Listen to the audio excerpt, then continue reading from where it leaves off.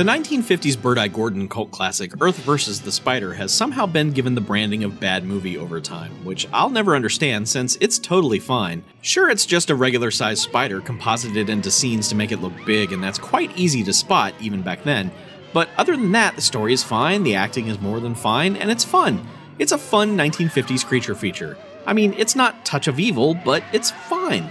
If you've never seen it, here's a quick synopsis, because I know how hard it is for you kids to watch the old movies these days, what with your 8-tracks and your Mazdas and what have you. Anyway, two 30-year-old teenagers go looking for a missing parent and stumble upon the lair of a giant-ass spider. They tell the authorities, who are like, sure kids, whatever, but in a refreshing plot twist, they're also immediately accosted by the spider, and then hatch a plan to kill it. None of that you damn kids in your comic books nonsense. Everyone's seen the spider, and they all want it dead. Along the way, there's lots of theremin music and plugs for other Bird-Eye Gordon movies. If I have any complaints about the film, it's that the title Earth vs. the Spider is misleading. It's more like Small Town USA vs. the Spider, if that. Otherwise, it's fun and brisk at only 73 minutes. I'm not rating it because I've seen it a million times, and half of those were probably the Mystery Science Theater 3000 version, but you should check it out, especially if you're into the 1950s era of horror and sci-fi.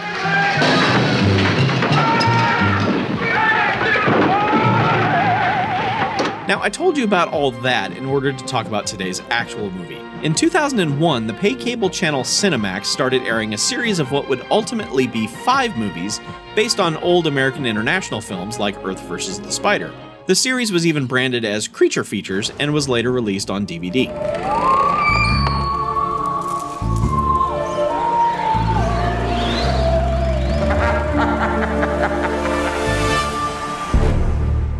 This newest Earth vs. the Spider features the weirdest trio of producers. Also, as I sadly came to learn while watching it, it's not a remake of the 1950s version at all.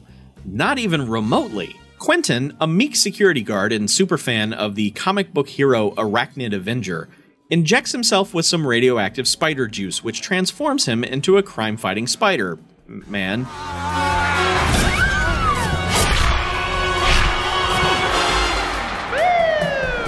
He uses his powers to stop some random crimes and to protect his neighbor lady, and also to kill the local serial killer. But the transformation continues, eventually turning him into a full-fledged Spider-Man.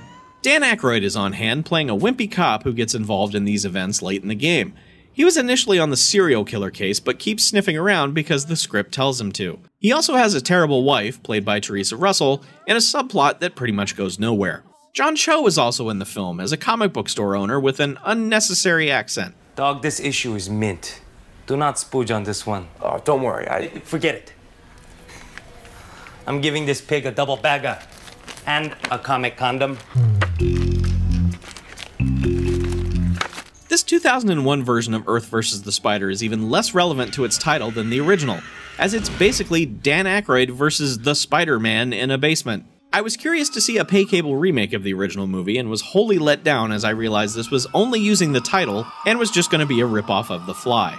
I mean, I can get wanting to use the branding of one thing to try and do your own thing, but this is just a ripoff of The Fly with some Marvel Spider-Man overtones in the early stages. Even Dan Aykroyd is not in any way giving anyone what they want here. He's just a dude. He brings nothing to the film but his name. Stan Winston's practical effects are kinda neat when they aren't covered with a bunch of hideous CGI, but that's not nearly enough to save this thing. I had planned to cover all 5 creature features this season, but after this incredibly disappointing start, I'm not sure I want to go through with that. Still might, but we'll see. Maybe things will be different now that I know ahead of time they're going to be a disappointment. Dude, the hell happened to you? I've been pretty busy. Nah. I mean, what the hell happened to you? You're here with this whole new vibe. Finally get laid. Better than laid. What? You get laid by Lara Croft? No. Ugh, good lord, I'm so sorry they made you do that, dude.